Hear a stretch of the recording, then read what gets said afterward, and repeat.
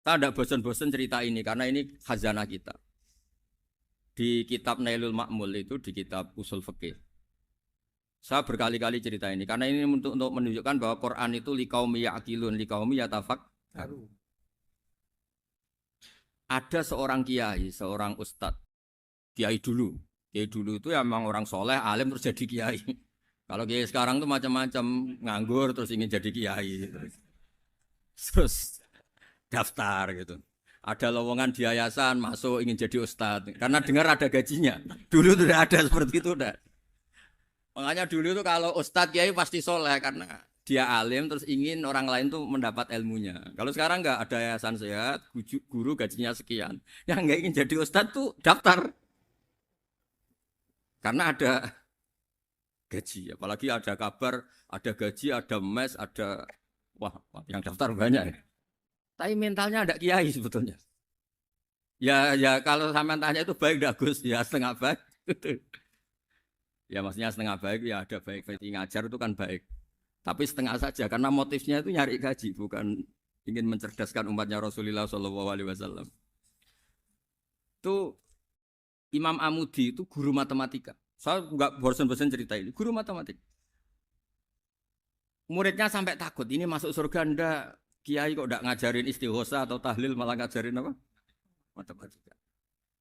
Beliau meninggal terus muridnya tanya, "Ma fa'alallahu bik?" Kira-kira gitu. Apa yang dilakukan Allah? Allah nyambut Anda gimana?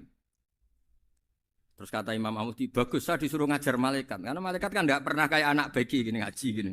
Malaikat tuh enggak pernah ngaji, dia iman saja karena tahu surga, tahu neraka terus iman gitu aja. Jadi imannya malaikat tuh enggak keren, keren kita. Imannya loh. Loh itu yang ngendikan Nabi loh, enggak saya. Nabi pernah tanya sama sahabat, iman yang paling keren siapa? Jawabannya sahabat malaikat. Ya enggak, karuan malaikat iman. Dia yang tahu surga neraka, tahu segalanya masa ada iman? Ya pasti iman lah katanya. Terus ya para sahabat engkau iman ya wajar kan menangi saya, nemuin saya. Yang hebat itu orang-orang yang tidak melihat saya, tidak saya didik tapi tetap iman. Karena dididik akal, ya tadi dididik Quran, apa dididik Quran. Sama siapa? Teks bahasa Arabnya masang. Terus Imam Mudi kata Allah, suruh dia ngajarin para malaikat cara menemukan saya. Malaikat dikumpulin terus Imam Mudi disuruh ngajar. Sama singkat kata-katanya Allah di mimpi itu. Istadilla ala wahdaniyati. Di hadrati malaikati. Tolong ajarkan cara menemukan saya padahal Anda ini manusia yang tidak melihat saya. Anda di Jakarta kan lihatnya gedung-gedung. Paling jadi khayal terus nikmat lah. Anda ikut punya tapi ikut nikmati. Orang desa-desa kalau ke Jakarta itu pokrol. Wah di Jakarta tuh gedungnya tinggi-tinggi, tidak kayak kampung sini. Lu udah ikut punya, ikut bangga. Di Jakarta orangnya cantik-cantik, tidak kayak orang sini. Padahal dia ya tidak dapat orang cantik gitu. Jadi Allah tuh saking pinternya, miskin-miskin ya bisa berkhayal dan bahagia. Nah, itu alhamdulillah betul. Akhirnya itu apa ini anak-anak begini saya tak niati ngajar standar anak-anak akademik. Terus pertama yang diajarkan hanya bilang gini, sama siapa teknya? Ya malaikat wahai para malaikat. Terus beliau bilang, nisbatus naini wassalasah ila malanihayatalahu nisbatul far'i ilal asli. Angka itu jumlahnya berapapun 2, 3 sampai triliunan. Semuanya itu nisbatul far'i ilal asli. Binisbat ilal wahid nisbatul far'i ilal asli. Angka 2 ya cabangnya 1, 3 cabangnya 1, 1 triliun ya cabangnya 1. Tetap yang asal usul adalah angka 1. Itu nangis semua malaikat.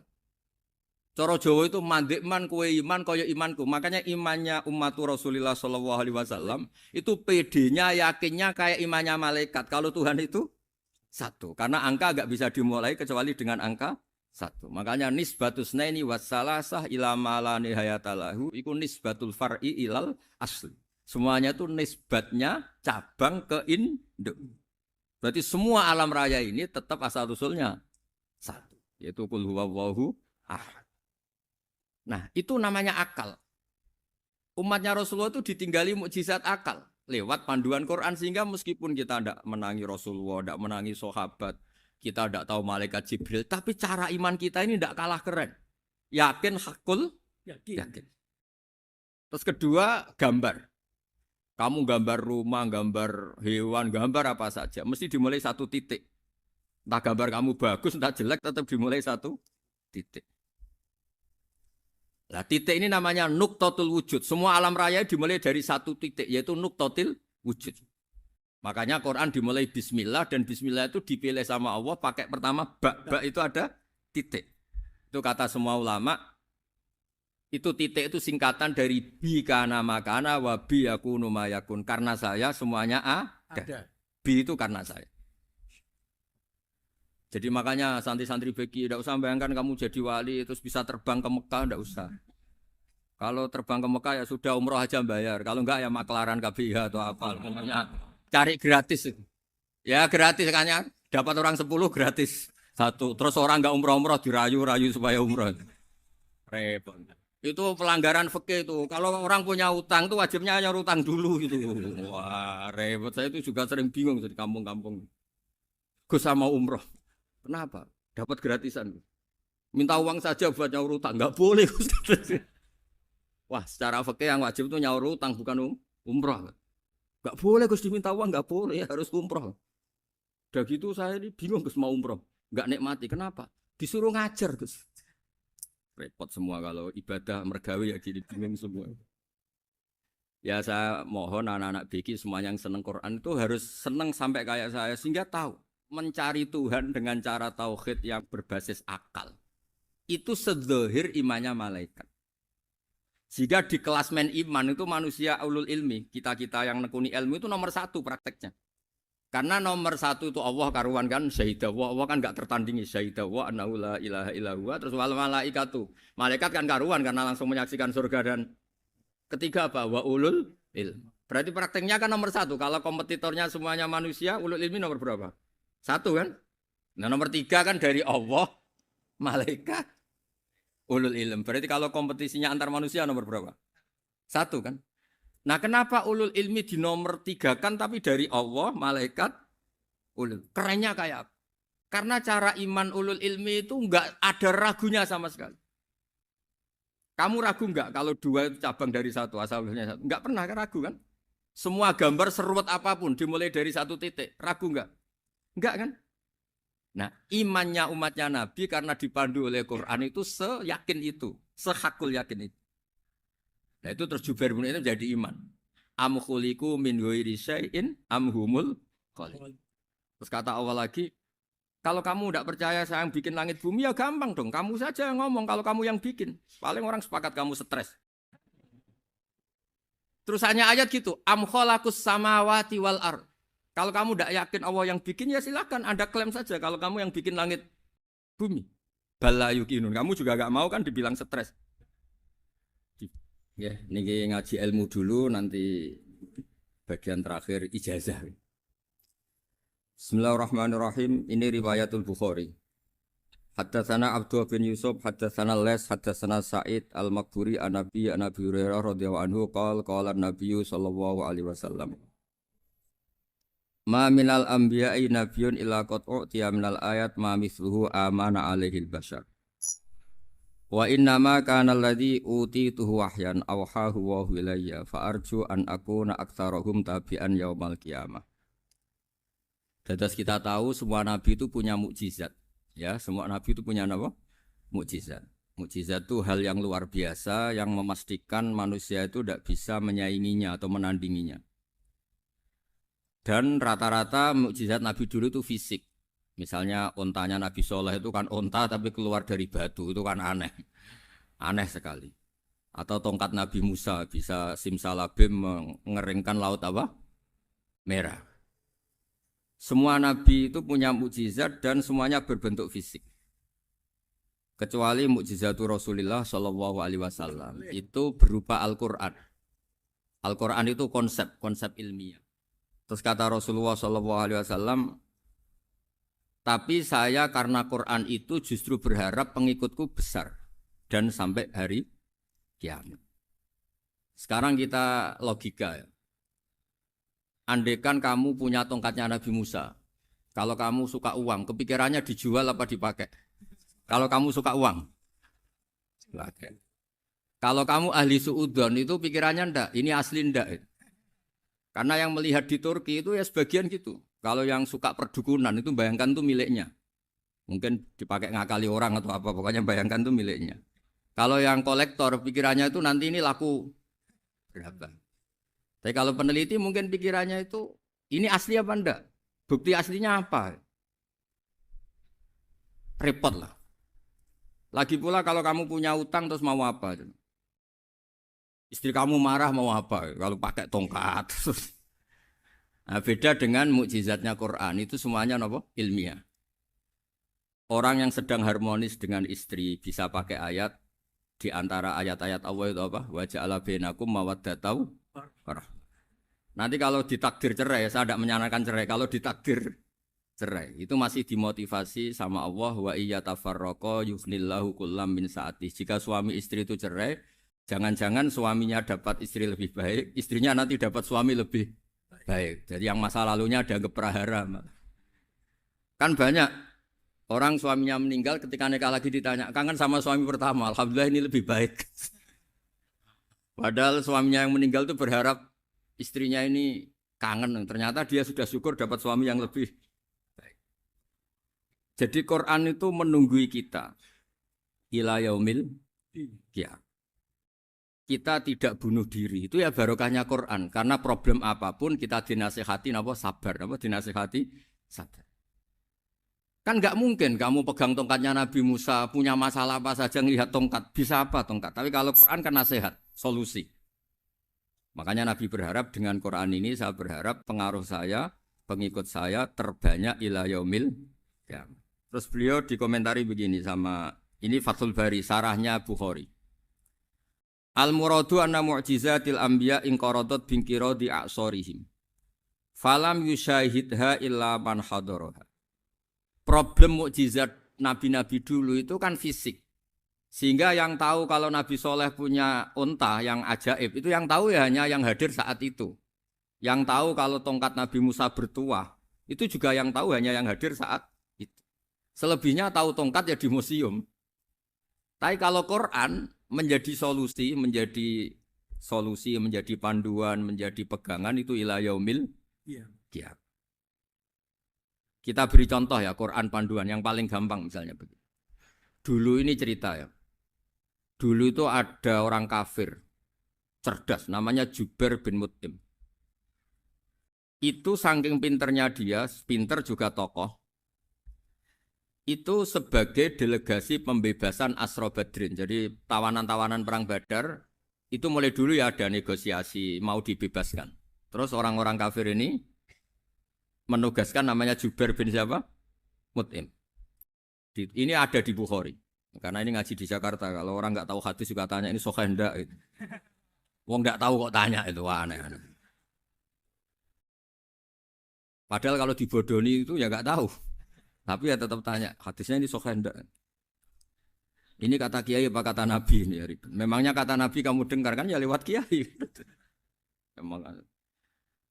Setelah itu Jubair itu datang ke Medina. Dengerin, datang ke mana? Medina. Kemudian dengar Nabi baca Wattur pas sholat maghrib. Jubair karena Nabi dulu gak ada hotel, gak ada pondok ya. Pondoknya Nabi hanya sufah itu.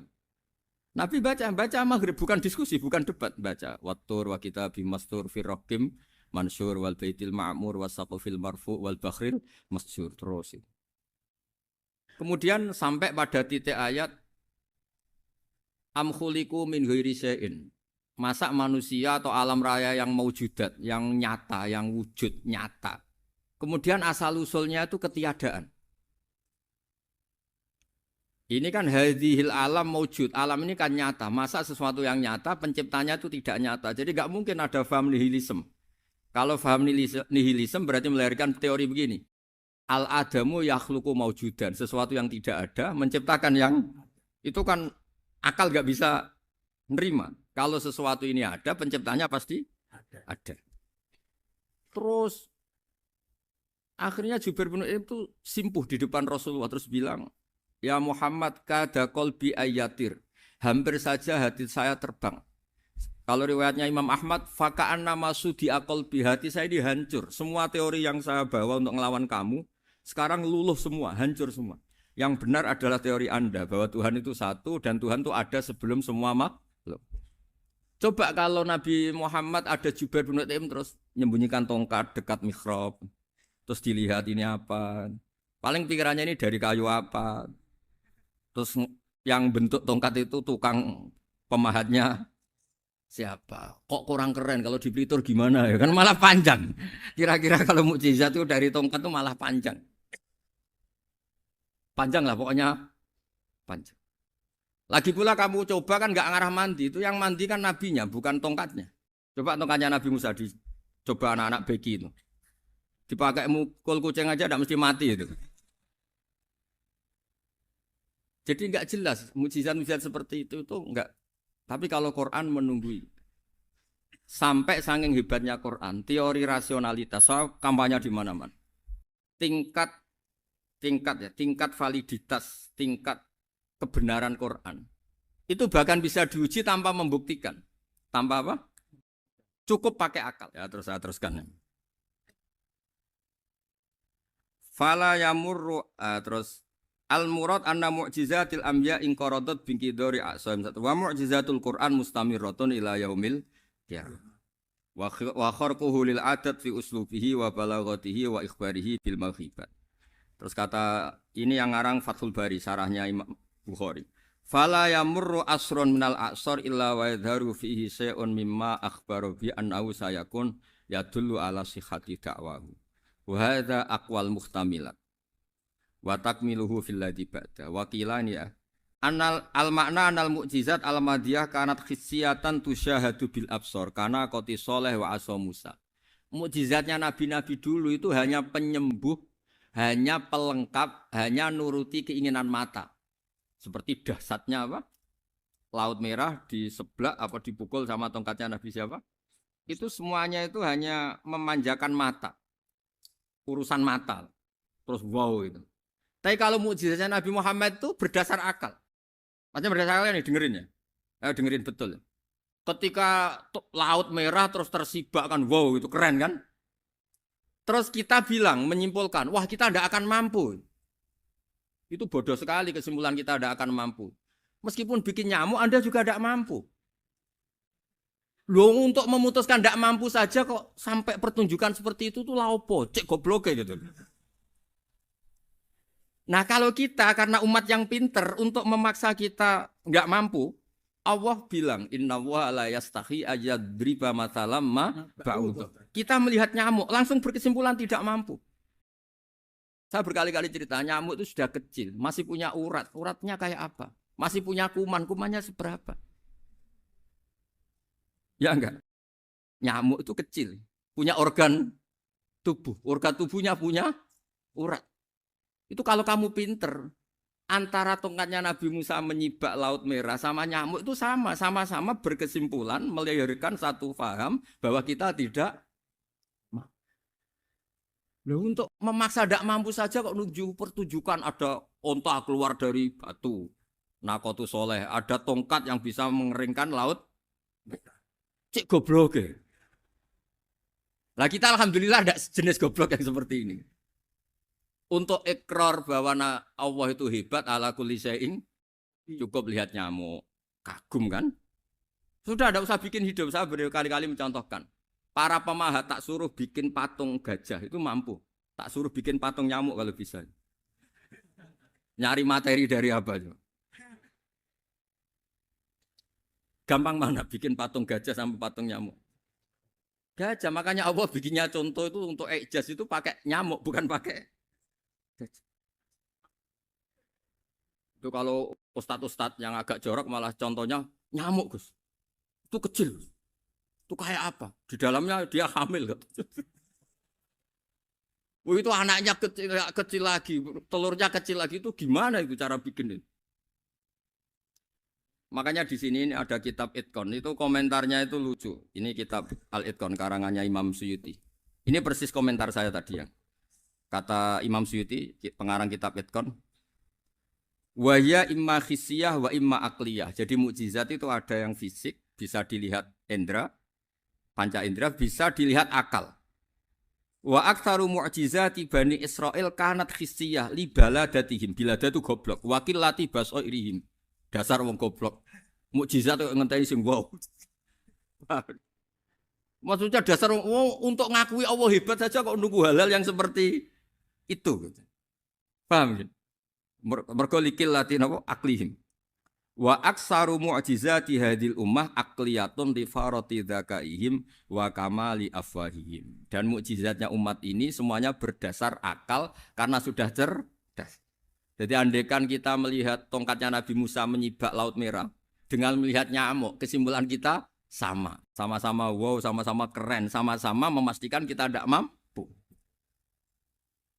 Makanya terus Quran menerangkan ya wa ma min dabatin fil ardi wala ta'iri yatiru bi janahihi illa umamun amsalukum. Jadi keseharian kita lihat burung kok terbang.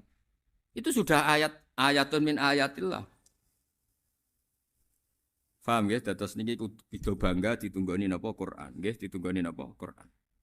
Wa mu'jizatul Quran tusyahadu bil basirah fayakunu mayattabi'u li ajlihi aksar.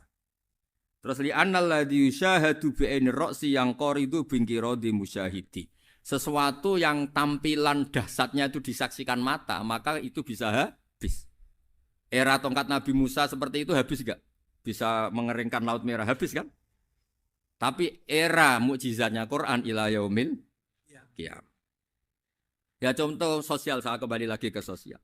Kamu punya teman awet atau punya istri awet, itu konsepnya ya wal kadhiminal ghaidh, agak gampang tersinggung. Coba kalau kamu setiap tersinggung putus, setiap tersinggung habis, kamu tidak punya teman, tidak punya istri. Sampai kita awet seperti ini, kalau kecewa ya wal kadhiminal ghaidh, ngempet. Termasuk saya ini, biasanya ngaji khusus terus baca gini ya kecewa. Tapi barokahnya diwarai Quran wal kadhiminal ghaidh, ngempet Gus, ngempet. Terus kecewa sama teman, kenapa tidak putus? Karena wal afina Aninna sudah, kalau kecewa maafkan. Coba kalau kita kecewa presiden demo, kecewa menteri demo, kecewa orang tua minggat. Ya kalau dicari, kalau tidak kan malu. Saya itu punya teman tak tanya, kecewa besar sama bapak itu. Kenapa tidak minggat? Malu. Kenapa malu? Takut gak dicari. Itu orang tuh paling malu itu kalau keluar dari rumah nggak di. Saya punya teman lagi, saya ini takut mati. Kenapa? Takut istri saya tidak nangis. Itu kematian terburuk itu kalau mati tahu istrinya ada nangis, itu malu betul itu. Makanya jangan mati, pokoknya pastikan orang sekeliling ada nangis itu baru berani mati, kalau enggak jangan.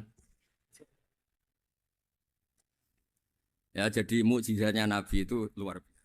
Nah ini terus saya teruskan ya, makanya mukjizat terbesarnya Nabi adalah Al-Quran. Karena Al-Quran itu cerita tentang hukum-hukum akal, cerita tentang logika-logika peradaban. Misalnya logika peradaban, contoh paling gampang. Di Quran itu ada sekian ayat yang Allah cerita peradaban. Misalnya wa ahsinu innallaha yuhibbul muhsinin.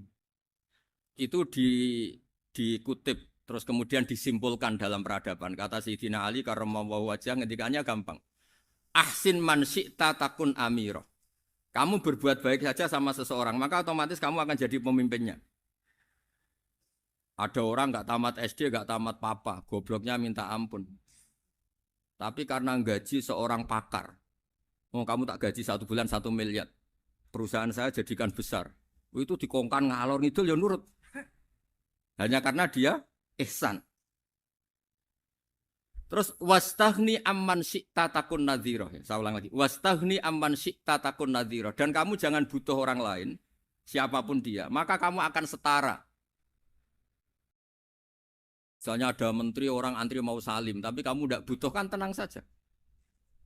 Tapi kalau kamu butuh, habis kamu. Ya kan? Kamu tidak butuh seseorang, maka kamu posisinya akan setara. Kamu harus sopan karena punya utang jasa. Kalau nggak punya apa-apa kan setara. Ya enggak? Misalnya kamu jajar rektor atau jajar menteri, jajar apa saja. Kalau kamu tidak punya utang kan, kamu jajar menteri tidak punya utang. Sama jajar satpam tapi punya utang, takut mana?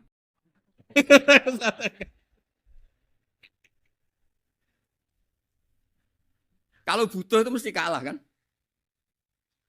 Ada pejabat misalnya nggak begitu cantik sama perempuan cantik yang kamu butuh ingin dicintai, takut mana? Padahal gak jelas orang ini pangkatnya apa. Gak jelas. Jadi dalam hukum sosial itu kata Sidin Ali, wastahni aman syi'ta takun nadhira. Kamu jangan butuh seseorang, maka kamu akan setara. Terus yang terakhir, wahtas ilaman syi'ta takun asiro. Asiro pakai sin. Dan silahkan butuh seseorang, maka kamu akan jadi budak dia. Ya coba misalnya Anda seorang profesor, seorang alim, seorang kiai top. Misalnya mencintai janda di ujung kampung sana, jalan kaki 2 kilo. Padahal itu gak tamat SD. Tapi gara-gara seneng, kacau kan. Logika kepangkatan hilang semua kan. Jadi itu hukum peradaban. Itu mewakili isi-isi sosial yang diterangkan Quran. Ya, jadi paketnya 3 tadi ya. Ahsin man syi'ta takun amirah. Kamu berbuat baik sama seseorang, maka kamu bisa memimpin. Wastahni amman syi'ta takun nadhira. Kamu jangan butuh seseorang, maka kamu akan setara. Bok kamu ketemu orang terkaya di dunia. Yo ketemu orang terkaya di dunia, kamu jejer, kamu tidak butuh dia. Tenang kan bisa setara kan? Tapi kalau butuh harus sopan, ngajukan proposal, harus berakhlak karimah. Makanya sekarang Anda kok berakhlak kenapa? Ternyata mau nyalek. Biasanya Anda berakhlak kok berakhlak. Ada apa ini? Makanya guyonan di Rembang itu Beb Husein itu. Kalau ada orang udah tidak sopan sama temannya, temannya curiga. Kok tumben sopan? Mau utang ya?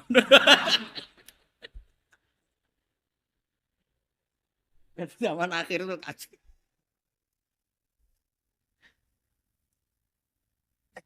Ya di semua daerah gitu ya sama Pak Rektor ya.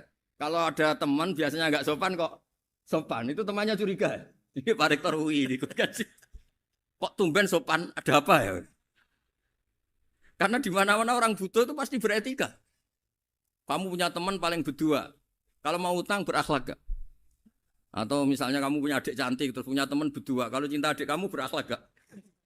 Biasanya nggak sama sekali gak berakhlak. Gara-gara butuh menjadi berakhlak. Ya jadi hukum sosial itu ya kuncinya 3 tadi. Ahsin man syi'ta takun amira. Wastahni amman syi'ta takun nadhira. Terus wahtas ila man syi'ta takun asira. Kalau kamu butuh seseorang pasti kamu dibikin hina. Asir itu tawanan. Nah, Quran itu bicara sosial itu lengkap. Dan itu yang nunggui kita. Kita punya tetangga yang kurang baik, ya seneng. Punya tetangga baik, ya seneng. Kata Imam Syafi'i, saya berkali-kali cerita. Kok seneng semua Imam Syafi'i? Ya bagus lah. Kalau yang seneng saya enak lah. Dijak jagongan, dijak ngopi enak. Yang enggak seneng saya, gak ngarah utang. Uang itu nak, kamu punya tetangga gak seneng kamu. Aman kan? Aman. Gak akan pinjem uang kan, pinjem mobil. Uang gak seneng kok. Makanya Imam Syafi'i itu kalau ngedikan luar Syafi'i, diceritain orang. Ya Aba Abdillah bagiannya. Ya Aba Abdillah orang itu gak seneng kau. Bagus lah. Loh kenapa bagus? Waman asa'a ilaika faqad atlaqaka. Orang yang enggak seneng kamu maka membebaskan kamu. Enggak akan pinjam uang, pinjam mobil, enggak akan ganggu waktu kamu kan enggak seneng.